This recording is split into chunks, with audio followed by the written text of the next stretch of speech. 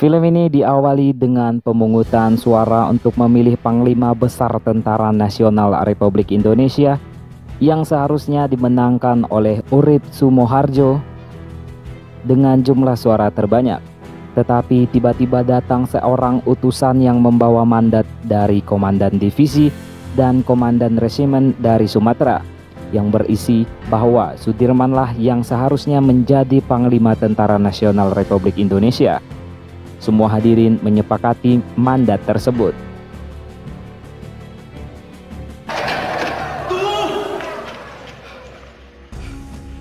Maaf saya terlambat.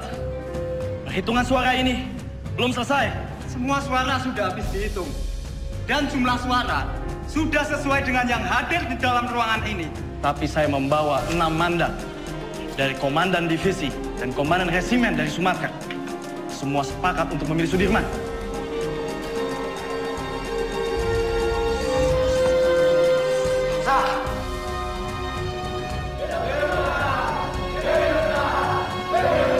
Kemudian dikemukakan sebuah tanggapan dari terpilihnya Jenderal Sudirman yang dikemukakan oleh Sultan Syahrir.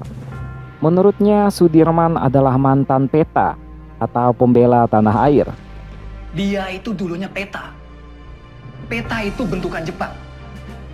Semua kolaborator Jepang harus disingkirkan. Saya khawatir negara ini akan menjadi negara fasis Jepang. Merdeka 100%!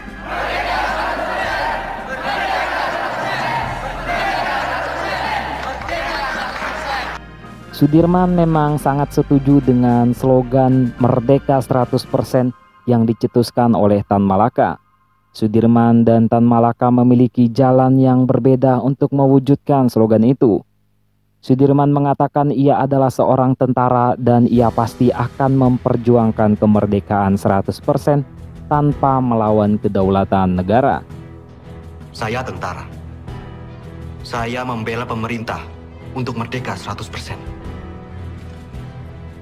Jika Tuan Malaka mempunyai cara lain, silahkan.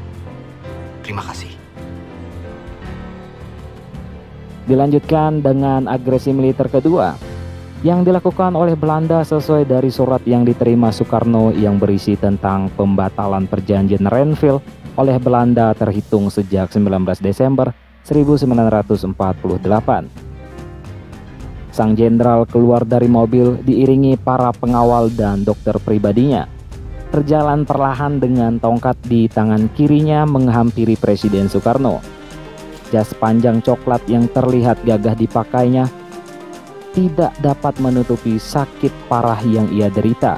Dengan latar belakang langit Yogyakarta yang bergemuruh kencang, bukan karena hujan biasa, tetapi karena hujan bom yang deras berjatuhan menghujam tanah Indonesia. Soekarno menolak ajakan Sudirman yang meminta untuk ikut bergerilya bersamanya, karena Soekarno memilih tetap tinggal di Yogyakarta untuk melakukan perundingan. Adegan dilanjutkan dengan perang gerilya yang dipimpin langsung oleh Jenderal Sudirman yang berlangsung selama 7 bulan. Walau paru-paru kanannya tidak berfungsi lagi, ia yakin bahwa ia masih memiliki tenaga untuk membangun sejuta semangat yang tentunya masih berfungsi demi mempertahankan kemerdekaan Republik Indonesia. Sambil menghisap rokok kegemarannya, Jenderal Sudirman terus melakukan gerilya. Taktik perang ini bukan hanya membuktikan bahwa Indonesia masih ada dan tetap berdiri kokoh tanpa goyah sedikit pun, tetapi juga telah membuat Belanda kewalahan dalam agresi ini. Pada siang hari sebelum Belanda menjatuhkan bom, Panglima Besar Angkatan Perang Republik Indonesia, Letnan Jenderal Sudirman, mengeluarkan sebuah perintah yang disebut dengan Perintah Kilat. Perintah itu berisi pemberitahuan bahwa Indonesia telah diserang. Tepatnya pada tanggal 19 Desember 1948, Angkatan Perang Belanda menyerang kota Yogyakarta dari lapangan terbang Maguwo. Seluruh pasukan yang telah ditugaskan diminta untuk segera bersiap menghadapi Belanda. Setelah Soekarno melakukan perundingan, ia menghampiri Sudirman. Soekarno memerintahkan kepada Sudirman untuk tetap bersama mereka. Sudirman menolak dan meminta agar Soekarno masuk ke hutan sesuai dengan yang telah direncanakan dan ikut bergerilya bersama Sudirman. Namun Soekarno menolak permintaan Sudirman. Hal ini karena tempat Sudirman yang berada di medan pertempuran bertolak belakang dengan tempat Soekarno yang harus bertahan memimpin rakyat di Yogyakarta. Dan saya mohon dengan sangat agar Bapak Presiden keluar dari kota dan masuk ke hutan sesuai rencana, Pak. Ikutlah bergerilya bersama kami, Pak. Dimas, engkau seorang prajurit. Tempatmu di medan pertempuran bersama dengan anak buah kamu. Tetapi tempatmu tidak bisa menjadi tempat pelarian saya. Saya harus tinggal di sini. Saya harus berunik. Dan saya akan memimpin rakyat dari sini. Tapi kemungkinan Belanda mempertaruhkan kepala Bapak Presiden. Jika Bapak tetap tinggal di sini, Bapak bisa dibunuh. Kalau saya keluar dari sini, kemungkinan Belanda akan menembak kepala saya. Dalam dua kemungkinan, saya akan menghadapi kematian. Tetapi Dimas tidak usah khawatir. Karena Soekarno. Untuk Indonesia, Soekarno tidak takut mati. Baik. Sudirman memulai gerakan gerilyanya di Kretek. Seorang utusan menyampaikan kabar pada Sudirman bahwa sebenarnya presiden tidak keluar kota, tetapi ditahan oleh Belanda dan memberikan dana taktis yang tertinggal di markas. Lalu Sudirman memerintahkan agar dana tersebut diberikan kepada Noli atau Komandan Tentara Nasional Indonesia untuk mengurus semua keperluan tentara selama perang. Radio India menyiarkan tentang keadaan Yogyakarta yang semakin kacau. Belanda mengancam Kesultanan dan mengatakan bahwa Republik Indonesia sudah tidak ada. Incaran utama Belanda adalah Sudirman. Dengan lebih mengenal medan daerah Jawa, hal ini dapat membentuk kantong-kantong perlawanan di setiap daerah untuk menciptakan Jawa menjadi medan gerilya yang luas. Dukungan dari rakyat merupakan senjata yang paling ampuh dalam melawan Belanda yang hanya mengandalkan senjata belaka. Itulah perkataan Sudirman untuk membangkitkan semangat pasukannya ketika berada di medan gerilya. Saat bermalam, datang seorang warga yang menyelinap masuk ke tempat persembunyian bernama Karsani yang ingin ikut serta dalam perang gerilya. Siapa? Aku, Mas. Mata! Mas, kusike, ini Mas. Angkat tangan! Mas, mau kusike toh Mas. Oke, nangka Mas. Kakakku? Iya Mas, aku mau wis nang Bantul. Jebul pasukan wis ketok kene toh Mas. Nah, terus apa maksudmu menyelinap seperti ini? Ya aku wedi bangun ke konco-konco Mas. Jadi ya aku alon-alon baik. Jadi semuanya tidur. Kemudian Belanda kembali menjatuhkan bom dan serangan lainnya di tempat persembunyian TNI. Ada seorang mata-mata yang memberikan info kepada Belanda bahwa Sudirman masih berada di Wonosari. Ternyata markas Belanda berada di dekat markas persembunyian TNI. Hal ini diketahui TNI ketika Karsani yang mencuri dokar dari markas Belanda. Belanda lagi-lagi melakukan penyerangan dengan menjatuhkan bom di Kediri. Panglima Besar Sudirman memberitahukan kepada komando-komando bawahannya dan teritorium Jawa bahwa Tentara Nasional Indonesia harus lebih waspada, lebih kuat, dan lebih menguasai wilayah-wilayah Indonesia, khususnya yang menjadi cakupan dalam perang gerilya ini.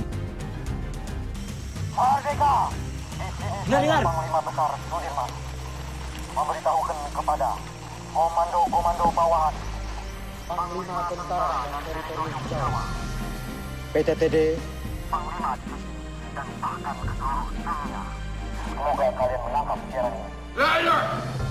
Saya memberitahukan bahwa Tentara Nasional Indonesia masih ada, kuat, dan bahkan menguasai wilayah ini. Merdeka! Merdeka! Merdeka! Merdeka! Merdeka!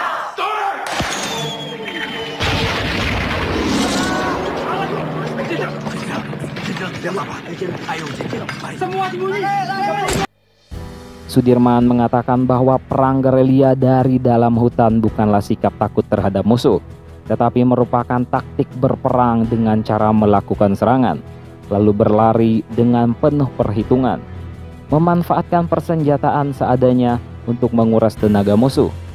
Tidak jarang Belanda begitu dekat dengan pasukan TNI dengan amunisi yang serba terbatas. Tentu pasukan Sudirman tidak akan gegabah dalam melawan Belanda. Hanya kebesaran Tuhan yang menjadi kekuatan para pasukan TNI. Senjata bukan lagi yang utama. Perang bukan lagi melawan penjajah, tetapi melawan kejahatan. Itulah yang terus dikatakan Sudirman. Belanda memasuki tempat persembunyian TNI dan mencari Sudirman. Sudirman dan pasukan lain menyamar menjadi pasukan biasa dan seakan sedang melakukan acara tahlilan. Tentara Belanda tidak mengetahui secara tepat sosok Sudirman. Jadi mereka menanyakan kepada pengkhianat atau seorang mata-mata dari Indonesia yang termasuk salah satu dari tentara Republik bernama Kunto. Tapi tentara Belanda tidak percaya dengan apa yang Kunto katakan dan Kunto dianggap telah berbohong. Akhirnya Kunto ditembak mati. Mereka semua ini tentara kibli. Mereka ini sedang menyamar. Clay, salah orang. Mana mungkin panglima seperti ini? Ini Jenderal Sudirman. Ini Sudirman. Mereka ini santai. Clay, yang ini tidak becus. Cari Sudirman di mana? Percaya Tuan, ini Sudirman.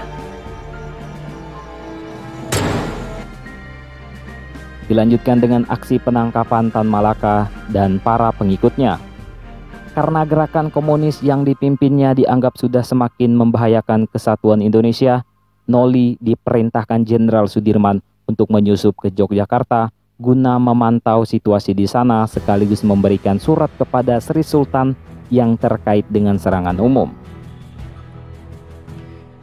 Noli, ya. Coba kamu menyusup ke Yogyakarta. Pantau situasinya seperti apa sekarang. Dan ini ada surat.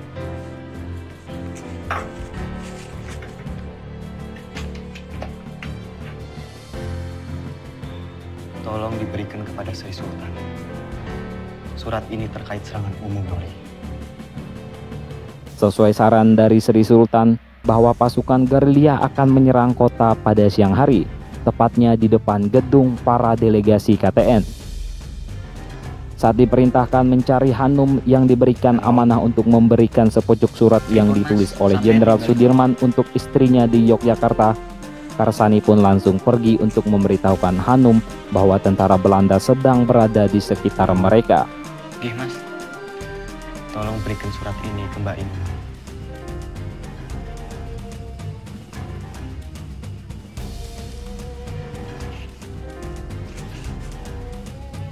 Ampun Mas, nengotan Mas. Kalau tak pamit rumiyin. Ternyata Hanum tertidur di balik pohon dan sudah banyak tentara Belanda yang lewat di belakangnya. Tetapi Hanum berhasil lolos dari kerumunan tentara Belanda. Karsani yang berniat menyelamatkan Hanum pun malah tertangkap dan ditembak mati. Pada napas terakhirnya dengan lantang ia mengucapkan kata merdeka. Merdeka!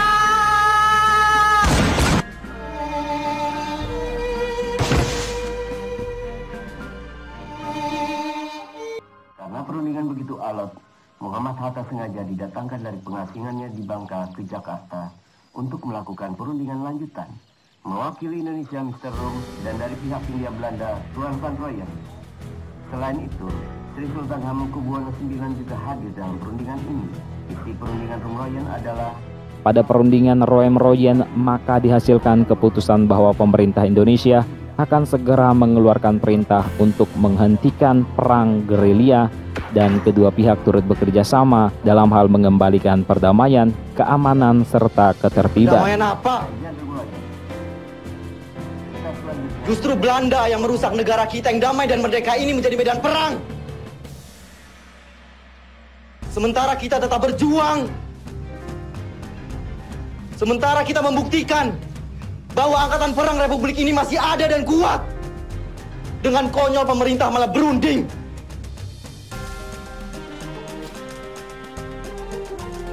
Dengan berunding, sama saja mereka menyepakati bahwa negara kita ini tidak tertib, tidak aman.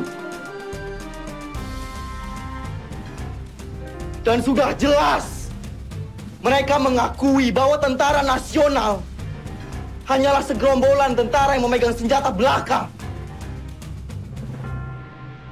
Kita ini tentara, kita punya martabat. Kita tidak akan tinggal diam sampai kapanpun. Pemerintahan sudah kembali ke Yogyakarta. Bung Karno mengutus utusan untuk menjemput Jenderal Sudirman. Utusan itu mengatakan bahwa keadaan Yogyakarta sudah aman. Yang menghendaki kepulangan saya. Sungguh berat keputusan yang harus diambil.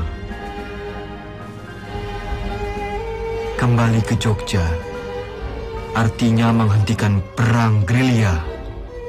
Sudirman tidak bisa percaya bahwa Belanda akan pergi begitu saja dari Yogyakarta. Masih ada kemungkinan Belanda akan kembali menyerang Yogyakarta ketiga kalinya. Menurutnya, penyelesaian pertikaian antara Belanda dan Indonesia dengan perundingan selalu meremehkan status TNI. Sudirman bingung bagaimana caranya melakukan gencatan senjata, sedangkan perang bergerilya bukan perang terbuka. Kedudukan Indonesia sekarang seperti sedang di atas angin. Yang dimiliki Republik saat ini adalah tentara nasional yang bermartabat dan akan terus memperjuangkan kemerdekaan untuk Indonesia. Banyak pihak yang menginginkan Sudirman untuk kembali ke Yogyakarta. Hal ini membuatnya semakin bingung. Menurutnya, dengan kembali ke Yogyakarta sama artinya dengan menghentikan perang. Film ini diakhiri dengan kembalinya Jenderal Sudirman ke Yogyakarta dan ia menyerahkan pemerintahan militer kepada pemerintahan sipil yang dipimpin oleh Soekarno-Hatta. Sudirman meminta izin untuk tetap melakukan tugasnya sebagai tentara dan kembali berkumpul bersama keluarganya. Pada tanggal 29 Januari 1950, dengan umurnya yang menginjak usia 34 tahun, Sudirman akhirnya wafat karena penyakit paru-parunya yang semakin parah dari hari ke hari. Dari film ini yang dilihat dari tema yang diangkat yaitu riwayat perjuangan Jenderal Sudirman, orang-orang akan mengetahui sejarah tentang kemerdekaan Indonesia. Bagaimana sulitnya mempertahankan kemerdekaan yang sudah diperjuangkan sekuat tenaga yang akan dirampas kembali oleh Belanda.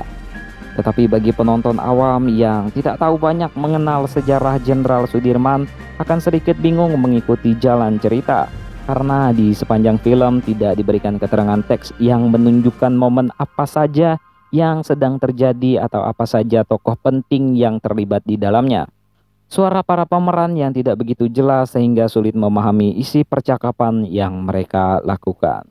Segala sesuatu yang sudah kita peroleh dengan susah payah, tentunya kita tidak akan membiarkan satu orang pun yang boleh menyentuhnya atau bahkan merampasnya. Dengan segenap tenaga dan seluruh jiwa akan dikerahkan untuk mempertahankannya.